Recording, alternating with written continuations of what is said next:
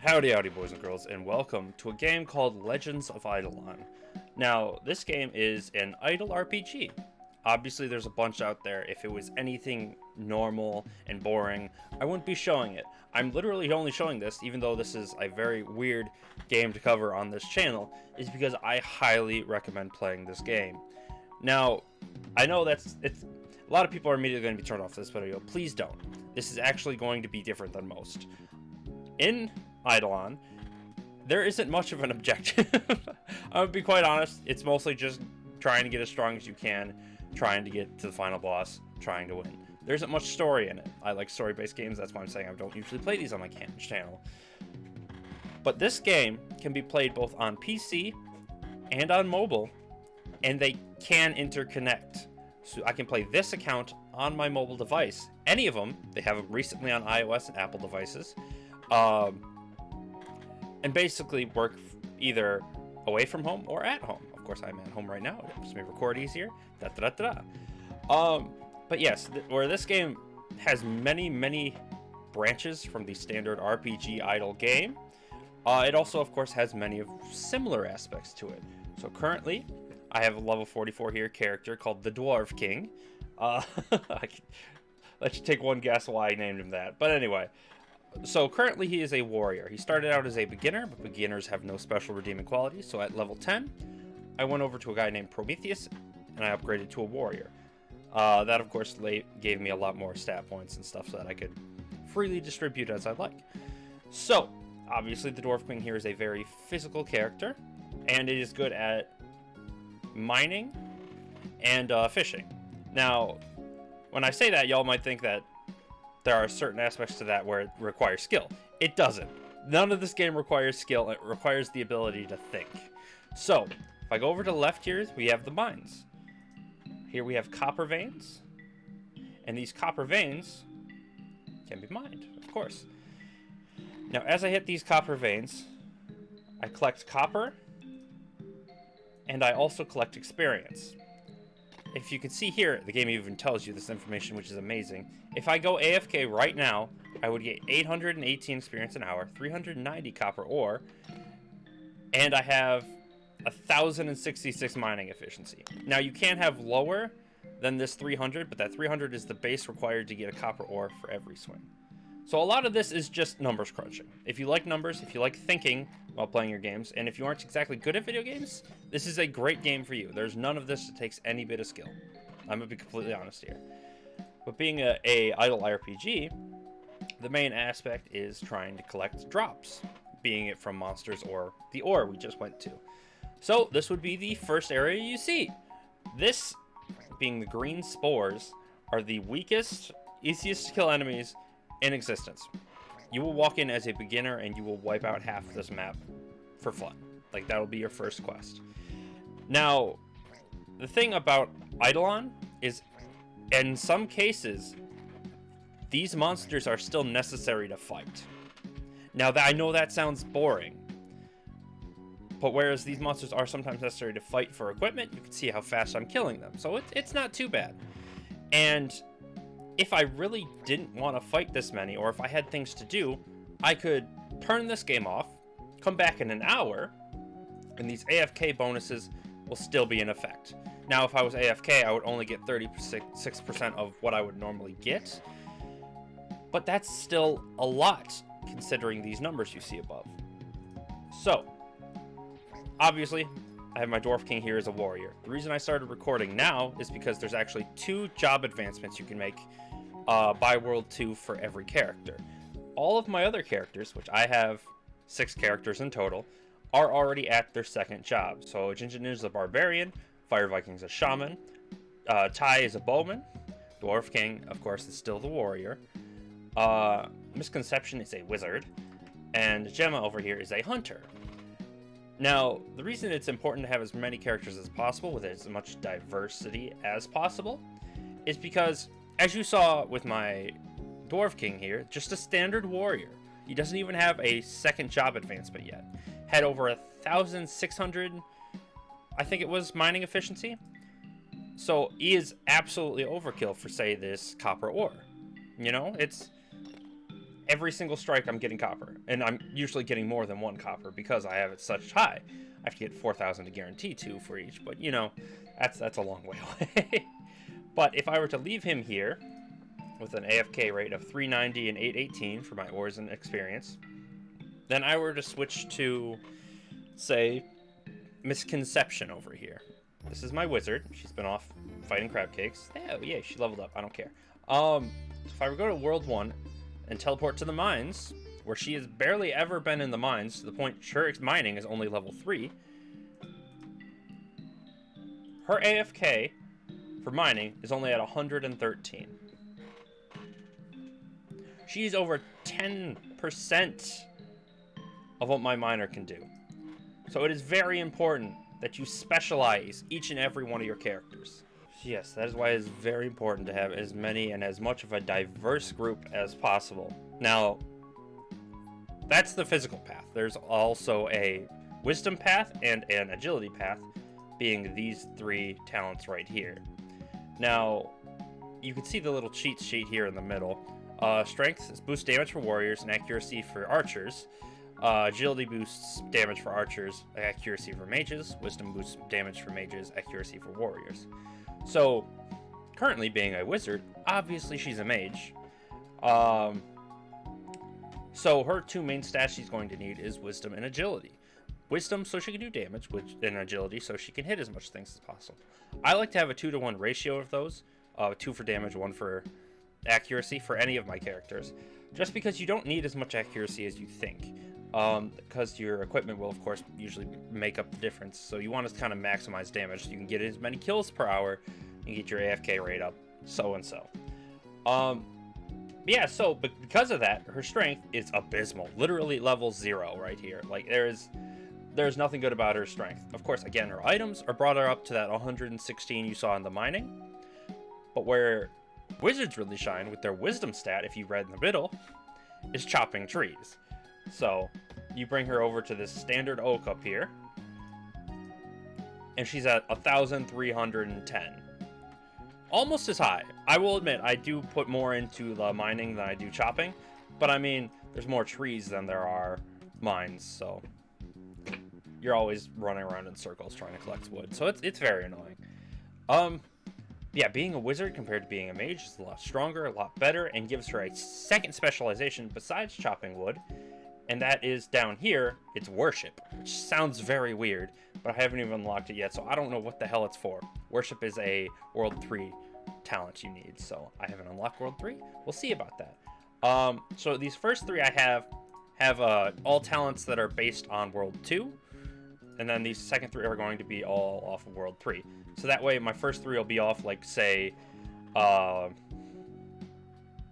and 4, and then these will be like 1 and 3. That way I keep up with the talents as I progress in worlds. But anyway, not as important. Let's bring her back to what she was doing. Now, like I said, with my Dwarf King, he doesn't have his second job advancement yet. So being a warrior, well, let's start off the bat. Being a beginner gives you the option between 3 job types. Like I mentioned before, there were the warriors, the mages, and the archers. The 3 main stats right there. Once you've specified which of those 3 you want to go to, the second job advancement, which takes place in the second world, dictates between 2 different job classes, which of course are skills based off World 2 and skills based off World 3, because again, your first class was basing it off of skills from World 1. So my first classes, I always got the World 2 ones. This time I'm going to give him the World 3 one. I haven't seen it yet. I know the World 2 one is a barbarian, which is for fishing. I don't know. But the World 3 one's going to be something different, so we're gonna have to see. To get your second job advancement, you go here in the crab cakes, and you have to take this guy's quest. What he wants is crab cakes and kebabs. You can see this quest list right here. I need to get 130 kebab sticks and 150 krabby cakes.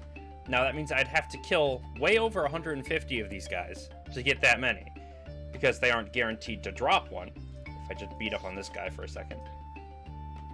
Oh god, see, this is also, he's insanely weak. He would kill literally 31 an hour. If he was AFK, again, keep in mind that is what, a third? Yeah, about a third what he can actually do. But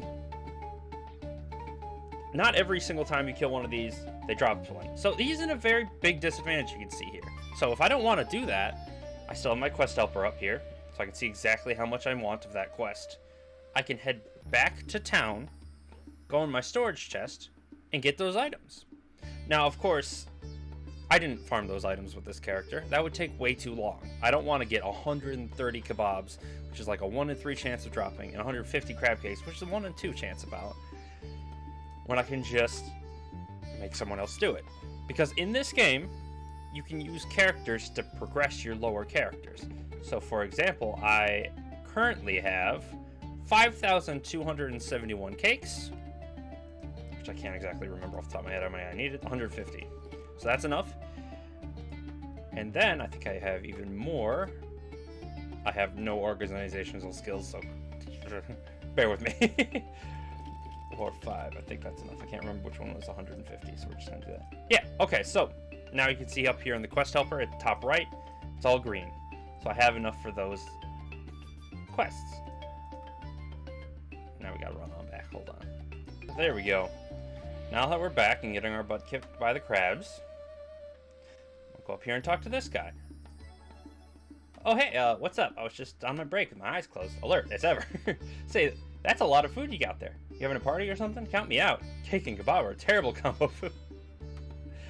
Anyway, now that I'm up, you want a class advancement? You definitely look like you could use one. Or that came out wrong. Sorry, what I meant to say is that you're a noob who needs a better class. So this game really much likes to just poke fun and be funny and all that stuff. And you will have... Yay! You will have certain times where it's actually the developers, like a text window would pop up directly from the developer. He'll say some dumb shit. And it's hilarious. It happens at the most random of times, and it's very funny. Yeah, now we get to pick our class. It's a squire. Specializes in construction. You saw I already had the barbarian with high damage, medium health, low mobbing. The squire has low damage, high health, and medium mobbing. So, obviously this is for a physical type build. You can make them better than this, but also, again, trying to get as much diversity as possible. You're all set. New class. How cool is that? Also, I let down that rope behind me. Yes, now I can advance further. So now being a squire, I have never experienced this before, so I'm going to check out my stats real quick. I have 98 available points, because it does take into account my level to get this. What do we have here, though? So Shockwave Slash. Okay, so some of these are attacks. All the ones that are highlighted right now are attacks. All the ones that are dim lit are not. I'm going to put the rest into that. Okay, so this is what I've decided for my skill setup. Again, I don't like certain attacks, so I just straight up don't use them, and then I can't use any World 3 skills, so I'm not going to do any of those. Now, a lot of people would probably get angry at me for how I just set up my skill points there, but the best part is that there are actually items that completely reset all of your skill points. So I could redo this at any given point. So you see this random level 1 into health here? I could just wipe that out and put that somewhere else. And I haven't used any of them since the beginning of this game, so I have plenty stored up. I can use it anytime for any of my characters, probably as soon as I unlock World 3, if I'm being quite honest. But there are star talents. Now, these are harder, as in, I think, basically, you have to pay gems to reset these. So these I have to be a little bit more frugal with. So my Dwarf King here, I don't exactly have a lot for, say, Super Source, where I should, but I do have a lot of stuff for, like, Roll the Dice and Goblet of Hemoglobin, which he doesn't really need. So at some point in the very far future, I probably will re-roll some of these, but every single one of these has some kind of benefit, so for now, it's acceptable. Let's see, let's put these here too. Boop. And boop. There we go, just while we're there. So yeah, now I have all of the secondary advancement skills. Now, I'm pretty sure there is a third advancement, and it is more specialized. You only have, like, one pick. Of course, it's not a pick then. But it's still very much a big boon for your overall damage, overall resources, overall everything. But look at that. So now I'm basically fully set up for being able to Conquer World 3. And I recently haven't been doing a lot of quests, but I have been trying to boost the strength for my characters. I have to go this way. Where am I going? So I'm actually a lot stronger for where I am in the quest line. So I'm going to put the Dwarf King over here, because he just got a bunch of items he needs to use. Yeah, he got money for that. That's not what I wanted. So put everything away, so his inventory is empty, and we're going to send him mining again. Now for mining, I consider it the most the most interesting / cool skill. So like, there's obviously copper in this first room. You have to get to level 10 to unlock this next room, which has gold and iron. And then you have to get to level 25 of mining, which again, mining is separate from your class experience, to get to this next room, which I'm assuming is diamond and platinum. But, like, I don't even think I can do this one reliably. Yeah, I haven't even hit 5%. You have to at least hit 5% to be able to do anything. So I am worlds away from getting anything in this room, even though my mining is at 25. So yeah, there's still a lot I need to do. I don't need any more iron, so I'm trying to climb this ladder as fast as possible. There we go. We get up this gold up here, which I can do. I can see him at about 30%. That's understandable. 1 in every 3 hits giving me an ore. I just got 2 in a row. That's awesome. But not really what I'm looking for. Why are you over here fighting frogs? These are actually the second weakest enemy, so I don't know why I have my strongest character out here doing this. So that's my bad. There's a lot of like needing to make sure everything's as efficient as possible, but like I'm not always great at that.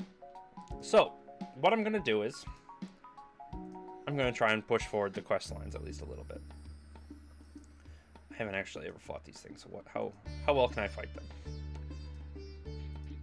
So I have 100% accuracy, and then some, and they give 88,000 out.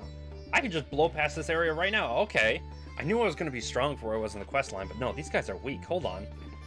I guess this introduced the next interesting aspect of this game. There are certain consumable items that affect time, whereas obviously because it's an idle game, a lot of time passing is what's exactly important. So this game, to get around that, decided to make what's called time candies. Jesus Christ. So the blue one's an hour, and the red ones are 2 hours. Now there's of course a lot of time candies. Some of them go up to about 24 hours. But that's really important because, say, I'm in this area. You see this... Oh, you can't.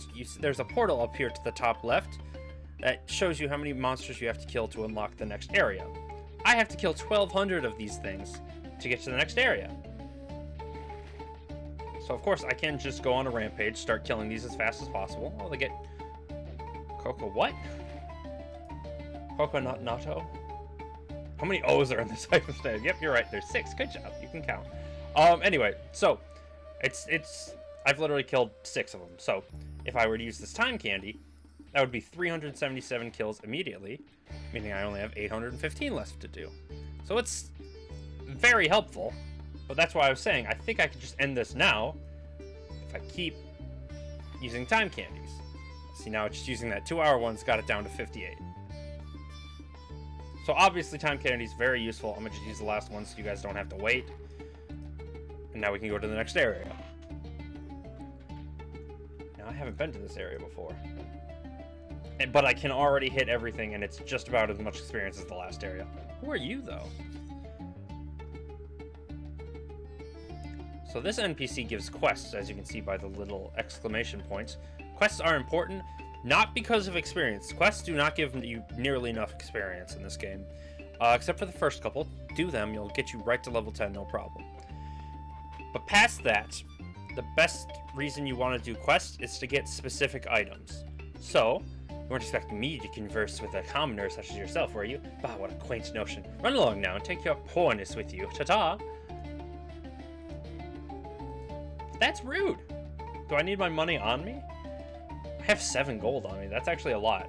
The gold system is for every 100 bronze, it's a iron. For every 100 iron, it's a gold. For every 100 gold, it's platinum. So on and so forth. It goes then like purple and then black and then like. So I currently, right now, have, how much do I have? So that's 100 for this, and that would be 10,000 for this. And then there would be 1,000,000 for platinum. I have 2 platinum, so I currently have 2 million. So I ain't poor, so I don't know what the hell he's talking about. But I currently need... Oh, the quest helper's in the way. I currently need 1,600 to get to the next area. Not much more than last time. So if we go bop, and we go bop, and I go bop, we can already get to the next area. And I get all these wonderful drops of these creatures I've never fought before. But yeah, this is my strongest character right now, so that's why he's just kind of blowing through everybody. This next area might be a problem, though. Oh my god, those look terrifying. Yep, here we go. See? You can see my accuracy at the bottom. I'm only hitting 91% of the time. Because of that, I'm not getting nearly as many kills per hour or experience per hour. So, yeah, that's all we're doing for this. What is this? What am I doing? It has a very weird concept of what bugs are in this game. Apparently cereal is a bug now. That's the catching thing. But yeah, I still have too high of a defense because I have very strong armor on right now, so they can't even hurt me. But yeah, no, I don't do nearly as much damage as I used to. Because I'm not hitting them all guaranteed 100% of the time. So I need to kill 2,000 of these to get to the next area. I do believe I do know of a little secret here, though. So I need to do something later with this. There's a secret platform there. So yeah, there's a lot of secret tips and tricks and weird stuff into this game. Let's see if I can get some items for you before I leave. But once you can literally get stronger doing whatever, and then worry about the quest line later, like I do. Aw, it had a little sound to it. Yeah, currently being a barbarian, this guy does very high damage. So all I had to do was give him a lot of good armor, which is the Amarok stat, which I think is the best armor I could get technically here in World 2, which is actually based off of the boss of World 1. But of course, if you were to beat the World 2 boss, then you'd be in World 3, so that's the only reason that logic holds.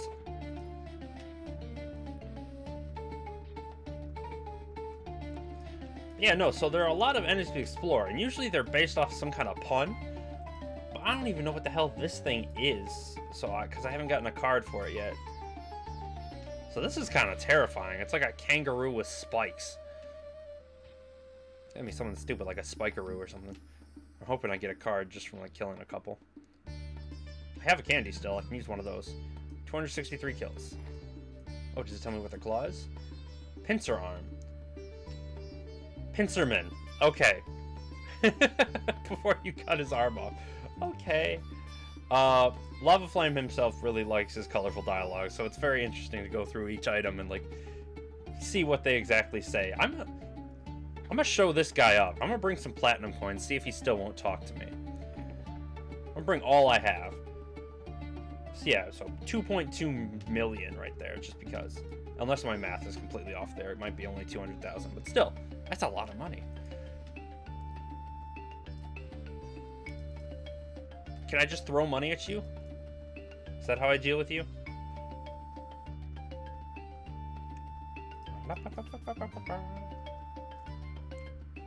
I can't drop money. What am I saying?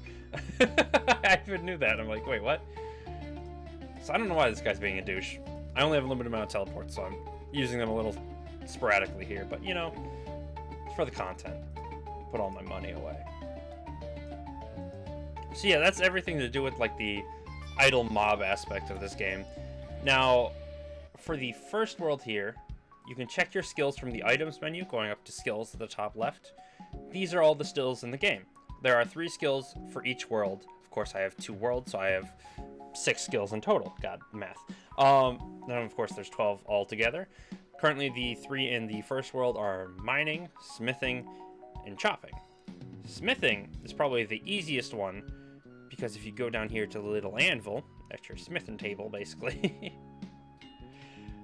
you can produce stuff while you're away. And this is a very important concept that everyone could use, because all I have to do is quickly deposit them all, and you saw that experience bar at the bottom shoot up. Well, you can also boost the amount of experience you get per level up. So that is the easiest skill to get in the World 1. So that's why, for nearly all of my characters, it is the highest skill that I have in World 1. That's I assume going to be true for everything here in the middle, because it's also true for alchemy here, because that just happens as I'm away. Actually, I'm about to level up that soon. But all the rest of these is active skills. You saw mining, you saw chopping. Let's head over to World 2, and I can show you fishing, which is what my main character's main skill is. Now, of course, I haven't had fishing nearly as long as mining or chopping, so it's not nearly to that level. But I actually really need to do more fishing, so I might just leave this guy here. Hey, I just walked over here and I already got a fish, a jellyfish.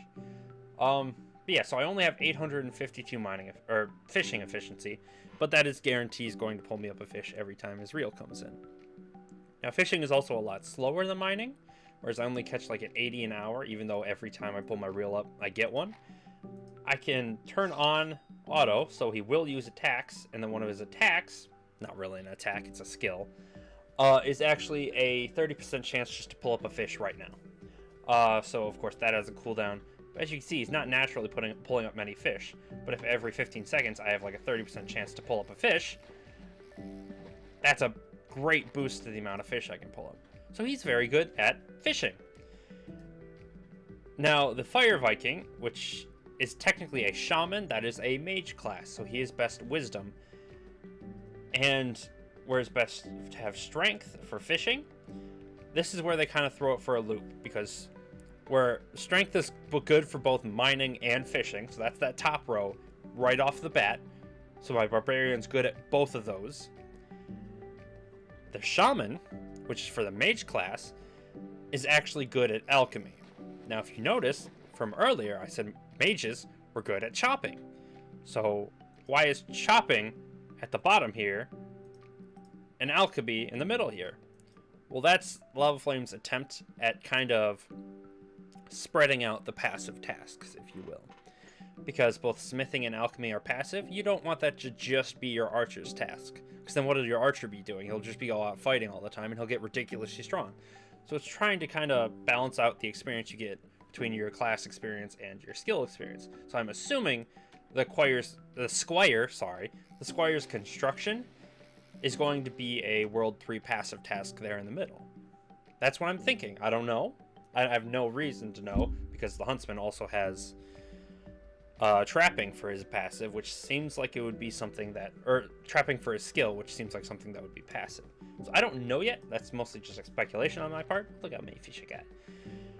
But yeah, you can change your fishing pole here to like have different stuff you'd want to have with it. Anyway, so this game has a lot more than just go out, fight monsters, and finish quests. There's also skills, and you have to literally make everything from scratch.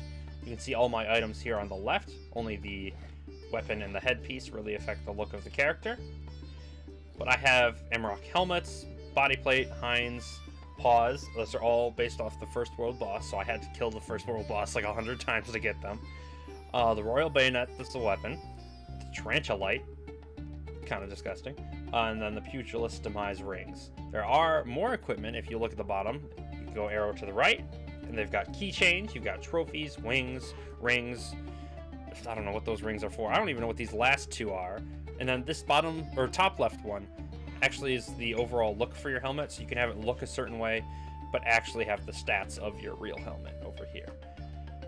Then you next have tools. Tools, of course, being pickaxe, axe, fishing rods, nets, and then I haven't gotten any of the other four yet, because again, top two are World 1, second two are World 2, so on and so forth. Then you have the food tab here. Golden food can't be consumed, obviously, it's made of gold. But these food items basically have a passive increase to any of your stats based on the food item itself. So golden food with the golden Nomwich increases damage dealt by 51.4. That is a flat amount, that is not a percent, so I need more sandwiches to raise it, not higher strength. And then of course I could put a second food item there, but I just don't. Or I haven't, at least. So these are everything I've required all throughout all of my characters. I actually almost have a full chest, which is kind of annoying, but I could make some room here. So all in all, this game is very in-depth. If you want to start it, it will bring you through a lot slower than I have. I will probably do tips and tricks. If you guys want to ask questions about this, please put it in the comment section down below. I would answer any question about this, even if I make no more videos on this game. I would love to make more videos on this game because Lava Flame is probably one of the most with it developers of any game ever. And he's a solo developer. He's done this all on his own. One person. He has a Twitch channel, Lava Flame 2. He has a YouTube channel. He has everything you'd want a developer to have to let you know that he's keeping up with the game. And there's constantly new stuff popping out. This is all the World 4 stuff that just came out. There's an Anvil 4 now. I never got an Anvil 2. What's going on? Anyway, so World 4, there's cooking skills apparently, there's pet breeding, there's labs. I haven't gotten to any of that stuff. That sounds wonderful. I'm trying to gun as fast as I can to get to that stuff. But I've also been playing for a while, so it's gonna take time to get there. But yeah, that's IdleOn. I recommend you get it. Very fun. And this is the Monkey Kingdom is the guild I currently have. It's not mine. I just kind of enjoyed a random one. But I do recommend as soon as you can getting a guild because it isn't just another way to raise your stats easier. It's great. Yes, everything you see on screen here, from the bird to the clown to the statue to the paper to the green dude, everything has a use. Use everything. Read everything. It's actually important that you read in this game. So I know people hate reading, but like that's my bread and butter at this point. So thank you all so much for watching. Again, I would highly recommend someone getting this game. Friend me, something. I will help carry you through the first boss for all I care. Thank you so much for watching. I'll see y'all in the next video, make, alright? So I must say again, thank you all so much for watching. If you liked this video, don't forget to hit that like button. It does wonders for the channel. If you have any questions, comments, concerns, please put in the comment section down below. I'll respond to all of them as long as I'm still a small channel. And don't forget to subscribe and hit the bell icon. You can see more videos like this when they pop up. Thank you again so much for watching. See y'all in the next video, make, alright? Peace.